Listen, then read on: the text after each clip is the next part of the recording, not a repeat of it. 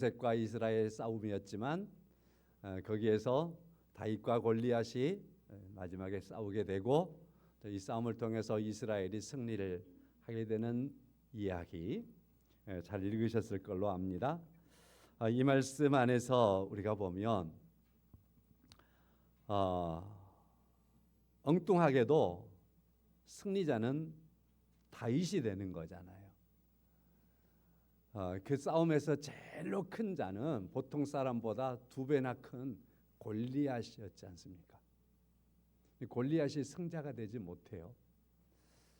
그리고 이스라엘을 보면 사울이 이스라엘의 왕이 되는데 사무엘상 9장 2절에 기스에게 아들이 있으니 그의 이름은 사울이요 준수한 소년이라 이스라엘 자손 중에 그보다 더 준수한 자가 없고 키는 모든 백성보다 어깨 위만큼 더 컸더라. 이스라엘 사람 중에서 사울만큼 준수한 청년이 없었고, 그리고 사울은 보통 사람들보다도 어깨 하나만큼 더 키가 큰 그러한 사람이었으니까, 그리고 당시에 사울은 이스라엘의 왕이었단 말이죠. 골리앗이 승자가 아니면 사울이 승자가 되어야 될 것 같습니다. 이처럼 이스라엘 모든 백성 가운데에서 사울처럼 늠름하게 보이는 사람이 없었어요. 가장 늠름했고 덩치도 그렇게 컸고 그렇습니다. 그런데 성경에 등장하는 다윗의 모습을 보면 아버지가 세면서도 너는 말째야, 8째. 7째면 그래도 완전수니까 7째니까 괜찮게 보겠는데 그것도 넘어서는 8째. 그래서 7째 아들까지 다 보고 나서 또 아들 없어 그러니까 들에 가서 양치고 있는 아들 하나 막내가 있습니다. 꺼내놓은 아들이 다윗입니다. 아버지가 볼 때도 아직 어리디 어린아이, 어디 내놓을 만한 아이도 아니었던 다윗. 골리앗 앞에 나가고자 하니까 사울이 자기의 투구를 벗어서 다윗의 머리에 씌워주고 자기 갑옷을 벗어서 다윗에게 입혀주는데 이건 완전히 개그 수준이었습니다. 그렇게 큰 사울의 것을 뒤집어 쓰고 이분들 다윗이 어떻게 감당할 수 있겠어요? 이건 웃기는 일이죠. 자, 그렇게 다윗은 작은 자였습니다. 그런데 다윗이 우리가 잘 아는 것처럼 골리앗을 한 방에 꺾었습니다. 그것도 물매를 던져서 말입니다. 승자는 다윗이었습니다. 우리가 사무엘상 16장 7절의 말씀에 내가 보는 것은 사람과 같지 아니하니 사람은 외모를 보거니와 나 여호와는 중심을 보느니라 하는 말씀처럼 누가 보아도 다윗은 어린아이였지만 이 전쟁터 네가 뭐하러 나왔느냐, 철딱성이 없는 거사 하면서 형들이 책망할 때 책망을 들을 수밖에 없었던 다윗이지만, 그러나 그 다윗을 보시는 이가 계시는데 하나님이셨습니다. 하나님이 다윗을 볼 때에 하나님은 말씀하는 거죠. 사람은 그 사람의 외모를 보거니와 나는 사람의 중심을 보느니라. 하나님이 다윗의 중심을 보셨을 때 그는 골리앗보다 분명히 큰 자였고, 사울이 지금 그렇게 크고 왕위에 있고 왕자의 자리에 있지만 사울을 능가하는 그러한 모습이 다윗 속에 보였습니다. 하나님이 보시는 것은 외모가 아니라 다윗의 중심이었습니다. 성도 여러분, 미켈란젤로라고 하는 유명한 조각가가 있어요. 세계에 으뜸되는 최고의 조각가. 그의 작품이 많이 있지만 다비드상이라고 하는 바로 이걸 대리석으로 조각을 해냈습니다. 이걸 조각을 해냄으로 말미암아서 이게 쫙 거치고 보이니까 그 시대 모든 사람들이 입을 쩍 벌렸습니다. 대리석에서 어떻게 이런 작품을 만들어낼 수 있느냐. 섬세하고 정확하게 감동적으로 살아 움직이는 다윗의 모습이 건강한 다윗의 모습이 이렇게 이 예술 작품으로 어떻게 만들어질 수 있겠느냐 하면서 감탄을 했습니다. 이 작품 때문에 미켈란젤로는 당대의 최고의 그러한 예술가의 위치에 올라가는 사람이 되었는데요. 그는 굴러다니는 대리석을 가져다가 다윗의 모양, 다윗상을 조각을 했습니다. 그가 이때 남겼던 유명한 말이 있습니다. 그 뭐냐면, 나는 큰 이 대리석을 보면서 대리석을 보는 것이 아니라 나는 다윗을 보았습니다. 그래서 나는 정을 들고 이 대리석을 계속해서 깨내는 작업을 하고 깎아내는 작업을 할 때에 다윗의 모습이 아닌 것을 제거했습니다. 다윗의 모습이 아닌 대리석을 제거했습니다. 그랬더니 내가 보았던 그 다비드상이 이렇게 나왔습니다. 나는 대리석을 본 게 아니라 다윗을 보았습니다. 성도 여러분, 하나님께서 우리를 보실 때에 세상이 우리를 볼 때는 외모를 보아서 우리의 모습이 무엇인지 잘 모를 겁니다. 그래서 우리에 대한 평가가 굉장히 평가절하될 수 있습니다. 별것 아닌 사람으로 여길 수 있습니다. 그렇지만 하나님께서 보시는 우리를 향하신 시선은 외모를 보시지 아니하고 우리의 속사람을 여전히 하나님께서 보고 계시는 줄로 믿습니다. 하나님께서 우리의 속사람을 보실 때에 하나님이 이 땅에 여러분과 저를 먼저 지으셨습니다. 그리고 우리 안에 하나님의 형상을 심어 놓으셨습니다. 가장 아름다운 모습으로 지어 놓으신 겁니다. 아름다움을 넘어서 가장 가치 있는 모습으로 하나님께서 우리를 지으신 줄로 믿습니다. 하나님께서 우리를 보시는 늘상의 우리들에 대한 하나님의 시선은 그걸 보는 겁니다. 하나님이 지어 놓으신 하나님의 형상이 우리 안에 있는 것을 보시는 겁니다. 그러므로 하나님이 우리의 중심을 보시는 하나님이십니다. 우리가 하나님께서 기뻐하시는 모습으로 우리가 깨어 있을 때에, 하나님의 말씀 안에 세워져 있을 때에, 하나님의 자녀된 삶들을 살아가는 삶 속에서 그리스도의 형상을 우리가 잊어버리지 않고 있을 때에 그 모습을 보시는 하나님이 우리를 통해서 영광을 받으실 줄로 믿습니다. 하나님은 외모로 골리앗을 통해서 일하시는 하나님이 아닙니다. 외모적인 사울과 같은 모습을 통해서 일하시는 하나님이 아니십니다. 중심을 보시고 하나님의 형상을 여전히 가지고 있는 그리스도를 닮아가는 여러분과 저를 통해서 하나님은 오늘도 하나님의 일들을 이루어 가시는 줄로 믿습니다. 그런 놀라운 은혜가 여러분과 저의 삶 속에 있는 것을 감사하며 살아야 될 것입니다. 우리가 마가복음을 매일 성경하는데 이제 매일 성경도 많이 듣게 하시더라고요. 마가복음을 하고 있는데 예수님께서 마지막 예루살렘 여행을 떠나시는 거지요. 그 여행 중에 있을 때입니다. 예루살렘을 향해서 예수님의 발걸음은 이제 가면 예수님은 십자가에 죽을 겁니다. 곧 예수님은 마지막 여행이 된 겁니다. 심각한 여행이잖아요.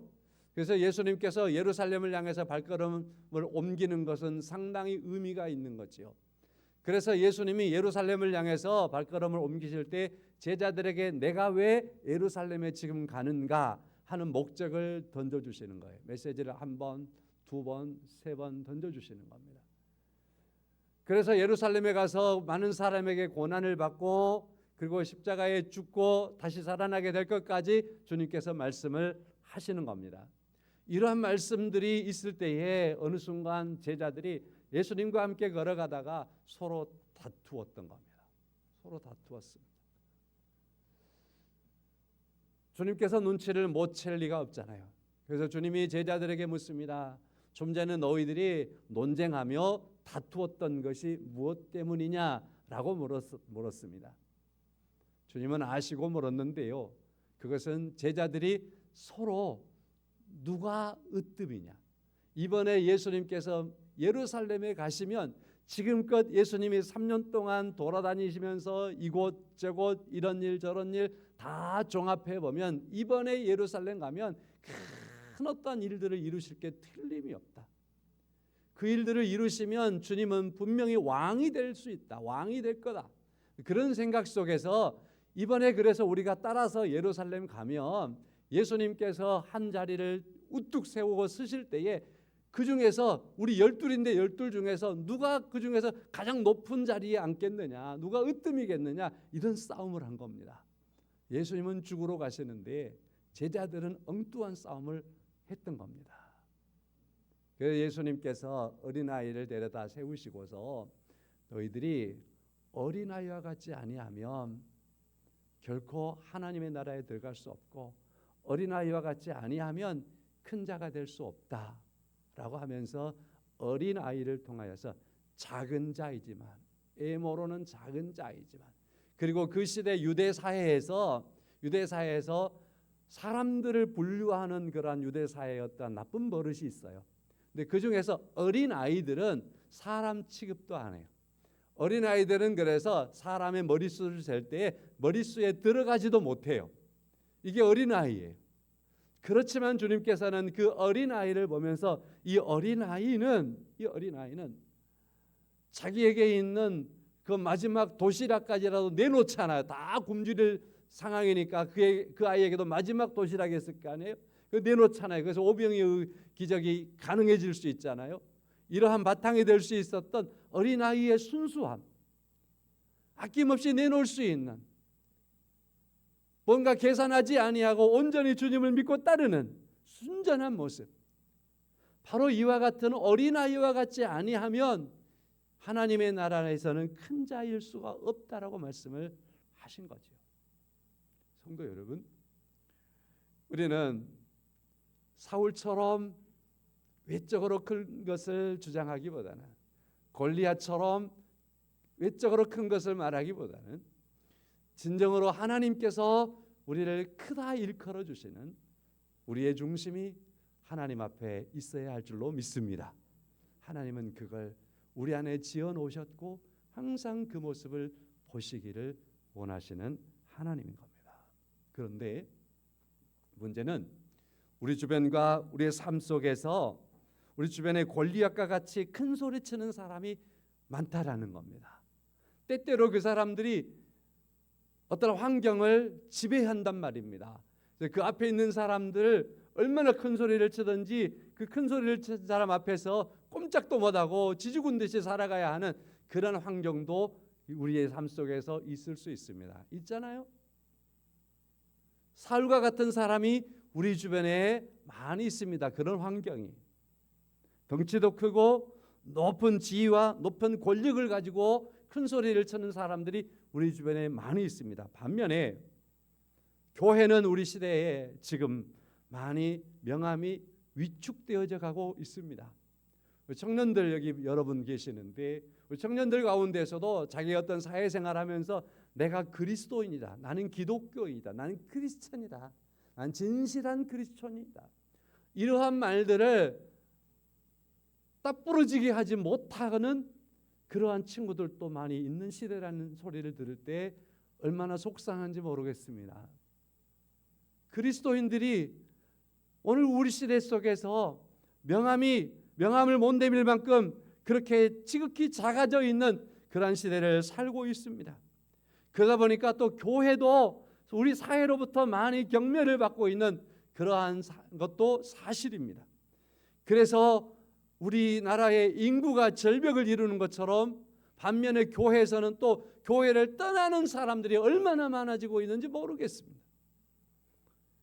이렇게 안타까운 그러한 모습이 있는 우리 시대를 살아가고 있지만 그럼에도 불구하고 여호와 하나님께서는, 전능하신 여호와 하나님께서는 자기 백성을 바라보시며 오늘 또 여러분과 저를 통해서 다윗과 같이 하나님을 중심하고 있는 그런 삶을 살아가고 있는 그 사람의 마음을 보시고 그 중심을 보시면서 그 사람을 통해서 오늘도 하나님은 하나님의 일들을 이루어가고 계시는 줄로 믿습니다. 하나님이 여러분과 저를 이 시대에 다윗처럼 큰 자로, 진정한 큰 자로 하나님께서 사용하실 것을 믿으시기를 바랍니다. 비록 내 손에 골리앗이 들고 있는 그 엄청난 큰 칼은 없을지라도, 사울의 투구가 내게 없을지라도 하나님께서 내 손에 쥐어주신 물매가 있다는 사실을 기억하시기를 바랍니다. 하나님이 함께 하시면, 우리에게 하나님께서 우리의 능력이 되시면 여러분과 저는 그 안에서 믿음의 모습으로 승리하는 하나님의 사람의 삶을 이 땅에서 실현하며 살아가게 되는 것을 믿습니다. 여러분, 우리에게 다윗이 될 수 있는 충분한 이유가 있다는 사실을 믿으시기 바랍니다. 오직 성령이 너희에게 임하시면 너희가 권능을 받고, 오직 성령이 너희에게 임하시면 너희가 권능을 받고, 이것이 바로 신약교회를 세우시며 신약교회의 성도들에게, 오늘을 살아가는 여러분과 저에게 주님께서 말씀하신 말씀입니다.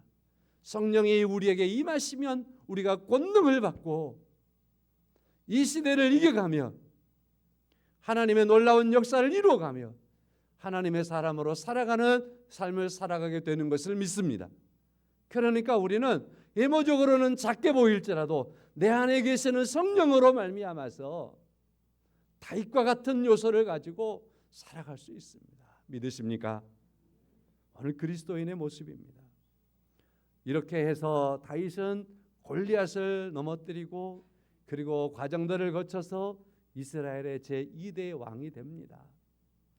그리고 나서 세월이 지나면서 예루살렘의 왕궁을 옮기고 하나님의 언약궤를 예루살렘으로 옮겨오고 그랬을 때 오늘 1절 말씀, 여호와께서 주의 모든 원수를 무찌르시고 왕으로 궁에 평안히 살게 하신 때에 다윗 왕이 지금껏 그는 파란만장했습니다. 전쟁과 함께 자기를 죽이려고 하는 사울을 피해서 그렇게 살아왔습니다. 그런데도 하나님께서 다윗을 크게 여기셔서 하나님께서 다윗의 그 중심을 보셔서 이스라엘의 왕으로 세우셨습니다.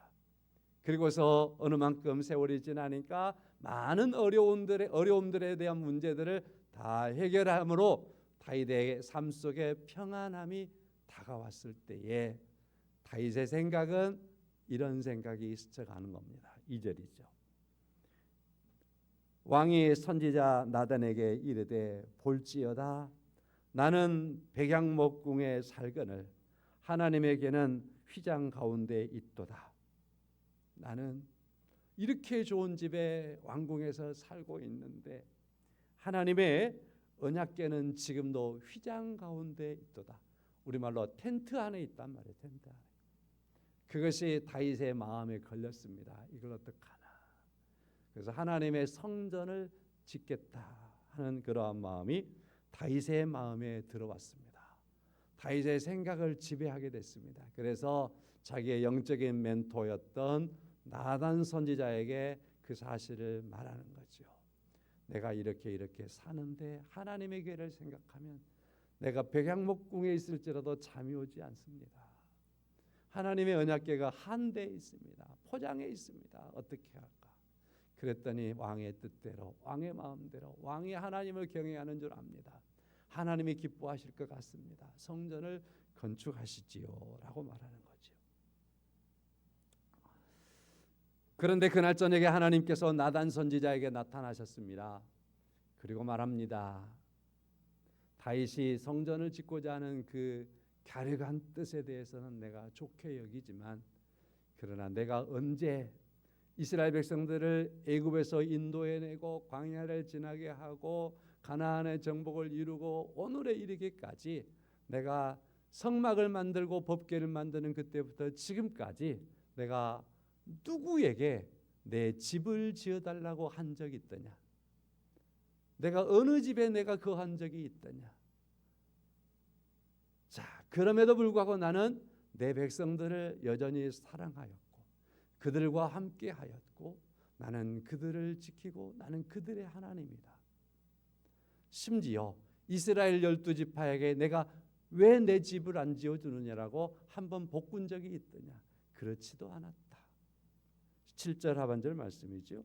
나를 위하여 백향목집을 건축하지 아니하였느냐라고 말하였느냐? 나는 그런 적이 없다. 그러시면서 하나님께서 다윗이 성전을 건축하겠다라고 하는 다윗의 생각을 잠깐 멈추게 하시는 겁니다.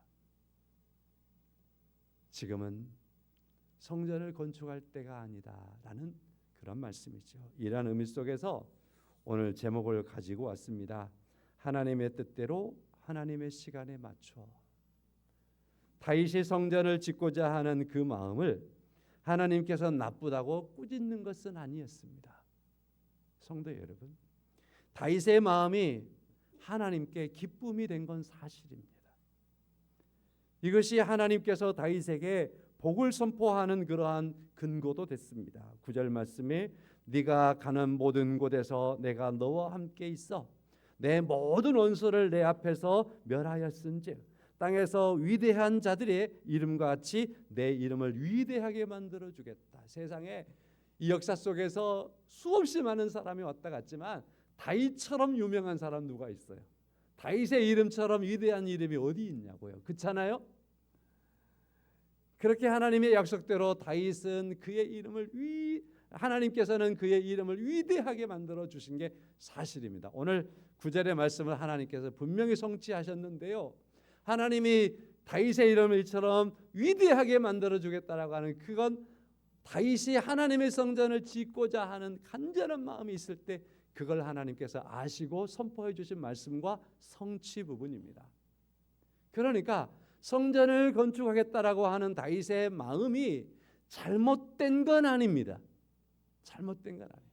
오히려 2절의 말씀에서와 같이 다윗이 내가 지금 백향목궁에 있는데 하나님의 교회는 휘장 가운데 있다. 이거에 대해서 다윗이 너무 안타까워하고 하나님 앞에 죄송스러워하고 자기가 지금 백향목집에 눕는 자체까지도 미안하고 그런 사람이잖아요. 그러니까 하나님 앞에서 진정으로 인간다움이 있잖아요. 그죠? 내가 감히 하나님의 교회를 한 대 두고 어떻게 잔다. 내가 왕이라 할지라도 이건 안 맞다. 양심이 있잖아요. 하나님 앞에 지극히 낮고 겸손한 왕이지만 왕임에도 불구하고 낮고 겸손한 다윗의 성품을 우리가 만날 수 있잖아요.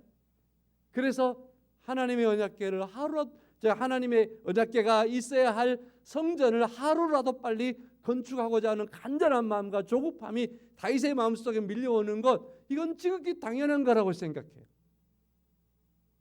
하나님이 이것을 무찔르지 않았습니다. 그 마음을 하나님께서 좋게 여기신 건 사실입니다. 다만 그것은 아직 하나님의 시간이 아니었다라는 겁니다.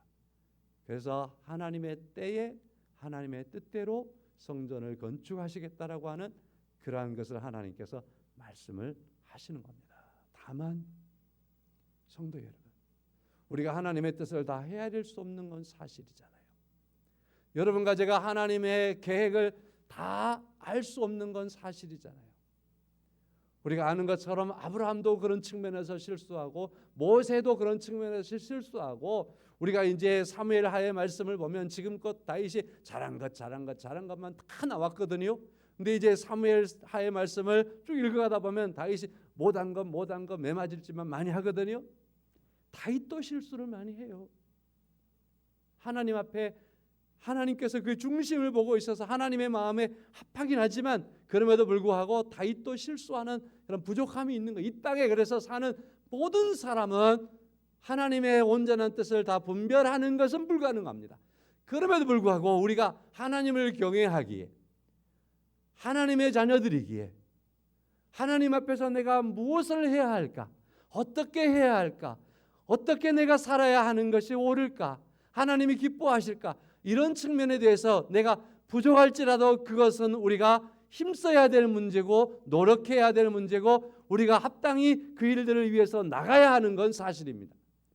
그러니까 우리가 살아갈 때에 하나님의 말씀을 많이 읽으면서 우리 안에 밀려오는 내가 하나님을 믿는 사람인데 내가 지금껏 이것 한 번도 못 해봤구만. 이건 내가 하나님의 사람으로서 꼭 해봐야지. 그리고서 무릎을 꿇고 기도 한번 해보겠다. 그런 마음이 생기면 기도를 하십시오. 그렇게 해야죠. 우리 앞집에 누군가 저 사람에게 내가 꼭 한 번은 예수 믿으라고 한번 해봐야지. 내가 평생 예수 믿고 살고 천국 간다고 그러는데 천국 가서 주님 앞에 섰는데 너 누구한테 전도 한번 해봤냐?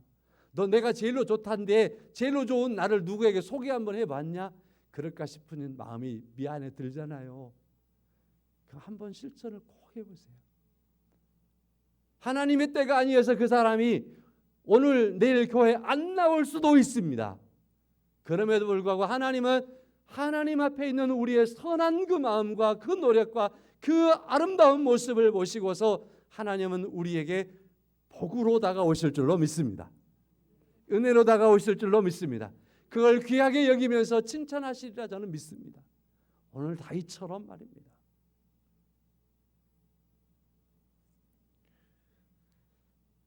하나님은 최소한 말이죠.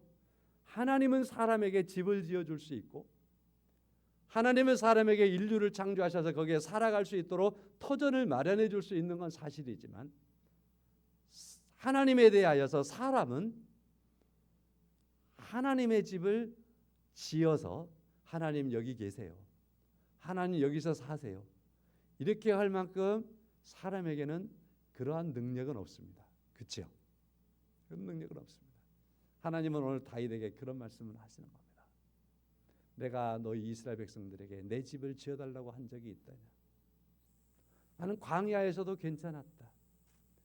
모든 것이 내 집이기 때문이다. 그러는 겁니다. 오히려 하나님께서 이렇게 말씀을 하시는 겁니다. 11절 하반절 말씀이죠. 내게 이르노니 여호와가 너를 위하여 집을 짓고 하나님께서 말씀하는 거예요. 네가 나를 위하여 집을 짓는 게 아니라 내가 너를 위하여 집을 짓겠다. 내가 너를 위하여 집을 짓겠다라고 말하는 겁니다. 사랑하는 성도 여러분, 그리고 이것이 하나님의 성전이 되는 것을 우리가 말씀을 통해서 알 수 있습니다. 여호와가 너를 위하여 집을 짓겠다라고 말씀을 하십니다. 이 집은 상징적인 의미를 가지고 있다 이렇게 볼 수 있습니다. 1차적으로는 솔로몬을 통해서 성전을 지으니까 하나님의 성전을 말하기도 합니다. 자, 그렇지만 또 이 말씀은 상징적인 의미를 갖습니다. 그래서 성경학자들은 이 집은 한 가정일 수도 있다. 가정. 이 집은 국가일 수도 있다. 또 이 집은 다윗 가문의 번성함일 수도 있다. 또 이 집은 다윗의 후손인 예수 그리스도로 말미암아 성취될 메시아의 왕국, 하나님의 나라 건설일 수도 있다. 가장 맞는 것은 예수 그리스도를 통해서 세워진 하나님의 나라를 상징하는 것이다. 이렇게 보는 것이 맞습니다. 성도 여러분, 이런 말씀 안에서 하나님께서는 다윗이 가진 이 거룩한 뜻을 하나님께서 하시고 다윗에게 복되게 하시더니만 하나님은 이 다윗의 모습을 통해서 사람이 하나님의 집을 짓는 게 아니라 하나님께서 하나님의 집을 지으시고 하나님께서 그 집을 짓겠다라고 말씀을 하시고 그 집을 짓는 것을 그리스도 안에서 나타내시는 걸 우리가 성경을 통해서 볼 수 있습니다. 여러분, 제가 다 설명을 못 드리니까 이 7장 오늘 본문의 말씀은 하나님께서 다윗과 맺은 언약이라고 하는 사실을 기억하시고 그래서 다윗의 언약이라고 여기를 별명을 붙여놓을 수 있습니다. 하나님께서 다윗과 맺은 언약이라고 생각을 하시고 그리고 나서 이번 주간에 읽을 때 7장을 읽으시면서는 하나님은 다윗과 어떤 언약을 세우셨는가 하는 것을 관심을 가지고 꼭 읽으시기를 바랍니다. 그러면 그 언약의 내용들을 만나볼 수 있습니다. 다윗의 왕위를 영원토록 하게 해주겠다. 다윗의 모든 적들을 다 멀리하고 또한 그를 평안토록 해주겠다. 예를 들어서 16절 말씀이 요약되어 있지요. 내 집과 내 나라가 내 앞에서 영원히 보존되고 내 왕위가 영원히 견고하리라 하는 하나님의 언약의 말씀이 이렇게 주어지고 있습니다. 성도 여러분, 이제 말씀을 조금 정리해 가겠습니다. 다윗의 성전 건축은 우리가 잘 아는 것처럼 그의 마음을 가졌을 때부터 하나님께서 그를 기뻐하셨습니다. 그러나 하나님의 뜻대로 하나님의 시간에 하나님이 맞춰서 이것을 건축하시겠다라고 하셨습니다. 그럼에도 불구하고 다윗의 그 모습을 보시며 하나님께서 다윗을 복되게 하셨습니다. 자, 이런 말씀들을 우리가 기억하고 성전 건축을 그 이후 오늘 본문의 말씀 이후에 어디에 건축할 것인가, 어떻게 건축할 것인가 하는 사실들을 나중에 하나님이 잘 알려주심으로 말미암아서 하나님의 뜻대로 어디에 언제 건축하도록 하는 것을 하나님이 주도하시는 걸 볼 수 있습니다. 하나님의 뜻을 따라 이루어져야 한다는 사실을 우리에게 말씀하고 있는 겁니다. 성도 여러분, 여러분 가정의 삶 속에서 항상 믿음 안에서 하나님의 뜻이 무엇일까에 대한 깊은 관심이 있기를 소망합니다. 최소한 말씀 안에서 하나님이 기뻐하실 수 있는 하나님의 뜻을 분별하는 삶을 우리가 살아갈 수 있음을 믿습니다. 그리고 더 나아가서 예수 그리스도께서 이 땅에 오셔서 주님께서 십자가에 죽으시고 부활하셨는데 말이죠. 주님께서 예루살렘에 가셔서 성전을 바라보시며 성전을 향하여서 말씀합니다. 예수님의 제자들이 성전을 보고 입이 쩍 벌어졌을 때에 저 성전을 보느냐, 저 성전을 헐라, 내가 사흘 만에 지으리라, 이렇게 말씀하심으로 성전의 진정한 의미는 예수 그리스도의 자기 몸이라는 것을 말씀을 하셨습니다. 그래서 예수님이 십자가에 죽으시고 사흘 만에 부활하신 이 모습은 성전을 세우신 것과 같다라고 말씀을 하셨습니다. 그리고 약속하셨습니다. 주님의 영이 우리 안에 계심으로 말미암아서 주님은 여러분과 저를 하나님의 성전으로 세우시겠다라고 말씀을 하셨습니다. 하나님의 때가 되어 예수님은 이 땅에 오셨고 하나님의 뜻대로 주님께서 십자가에 죽으시고 부활하셔서 하나님의 교회를 세우셨습니다. 오늘 우리가 하나님의 몸된 교회가 됐습니다. 그러므로 이러한 사실들 속에서 우리는 예수 그리스도를 바라보게 되는 겁니다. 주님이 여러분과 저를 하나님의 교회, 주님의 몸으로 세우신 것을 우리가 바라보면서 하나님의 성전된 것을 감사하고 주님의 교회된 것을 감사하고 주님께서 나의 머리이고 내가 그의 지체라는 사실을 기억하면서 하나님께 영광된 삶을 살아가는 여러분과 제가 될 수 있기를 주님의 이름으로 간절히 축원합니다. 우리 찬송하겠습니다. 시원성과 같은 교회 210장입니다.